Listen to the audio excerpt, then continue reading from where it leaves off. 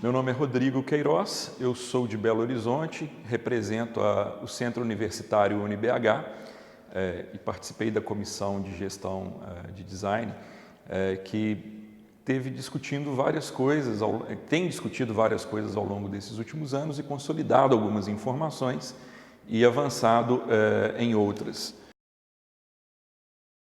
Um dos primeiros pontos que nós conversamos e que chegamos a algum ponto é a necessidade que o designer tem de pesquisar e de estar bastante inteirado das novas tecnologias e novas formas de produção e principalmente aquelas tecnologias e formas de produção que são trabalhadas dentro do parque industrial no qual ele está inserido. Nesse sentido, também é importante que as faculdades elas pesquisem essa realidade local para que ajude na formação desses designers para o atendimento dessa realidade local. Outra questão importante que a gente que a gente andou discutindo é a ideia, não é bem uma ideia, é uma realidade em que o designer ele participa das políticas públicas do local no qual ele está inserido. Essa participação nas políticas públicas ela serve para, dentre outras coisas, a divulgar o design para quem normalmente não tem contato com esse tipo de matéria. Agora, tem também um desafio. Como que nós podemos ensinar os novos designers ou como que os designers podem trabalhar para poder terem acesso a uma realidade que normalmente não consome o design, que normalmente não tem design como um fator de consumo. Outra questão que nós conversamos é que as vinculações com o terceiro setor, elas podem, sim, ser uma forma de se trabalhar como forma de penetração nessas realidades locais. Elas favorecem o trabalho do estudante dentro de uma perspectiva profissional e elas são uma maneira interessante de você atender um cliente do mercado sem, no entanto, provocar concorrência com o próprio mercado. Toda vez que nós vinculamos qualquer trabalho entre faculdade, governos, empresas ou ONGs, tem que ter uma gestão muito bem elaborada desse processo para que a academia não acabe fazendo uma concorrência desleal com o próprio mercado e isso desfavorece todos nós. Outra coisa é que a gente tem que observar de uma certa maneira essas realidades e o designer ele tem que estar sempre focado naquilo que tem se trabalhado de melhor em termos de tecnologia, ele tem que se manter atualizado. Para você estar hoje dentro do mercado, não existe mais uma fórmula em que você trabalha, chega a um patamar profissional e que você não tem mais que estudar ou pesquisar o mercado de maneira nenhuma. Você tem que, pelo contrário, você tem que estar sempre voltando para a academia para poder se especializar mais.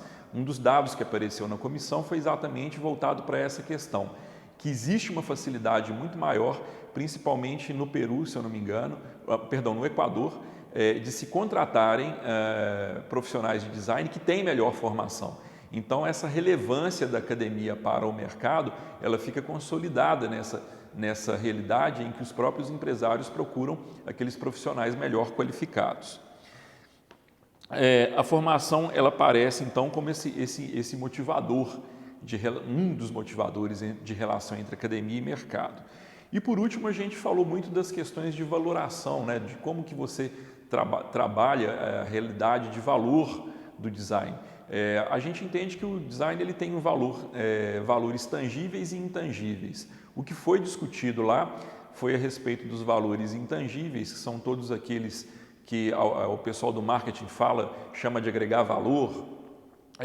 Quando a gente aplica isso numa marca país ou numa marca cidade, a gente tem umas outras realidades, por exemplo, como trabalhar a ideia de pertencimento, fazer com que as pessoas se sintam mais valorizadas, elas sintam a cidade como algo pertencente a elas, e tem as questões dos valores mais tangíveis, que são desde a elaboração de um produto, que vamos supor, um copo que você pode pegar, você pode pode apalpar, até os valores financeiros que o design pode gerar para uma região e para o próprio designer. Bom, dos grandes problemas que a gente vê é exatamente na forma que o designer tem para poder cobrar esses valores.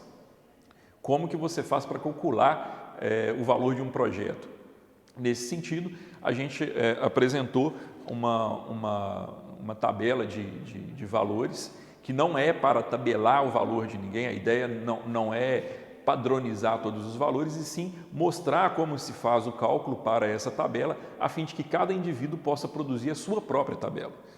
A gente entende que a questão do valor ela é uma questão complexa e não tem como, de uma determinada maneira, uma pessoa, uma entidade determinar aquilo que cada um de nós, né, vai cobrar, aquilo que cada membro da sociedade tem de pagar por um serviço ou por um produto. Por outro lado, ao estabelecer essa metodologia no formato de uma tabela, ela favorece para que aqueles atores que normalmente não fariam esse tipo de conta, porque estão um pouco à margem dessa profissão, eles tenham minimamente algum parâmetro. Por exemplo, na hora da elaboração de um edital do governo para que seja colocado no mercado para que os profissionais possam atender. Passa então a ter um parâmetro mínimo para que eles possam destinar alguma verba para isso, o que a gente vê como algo positivo também. Esses foram os avanços nas nossas conversas. A gente espera, foi bastante produtivo, a gente espera que no próximo ano, que será de 2016, isso continue de forma mais produtiva ainda. Obrigado. Bacana? Certo, não passa nada.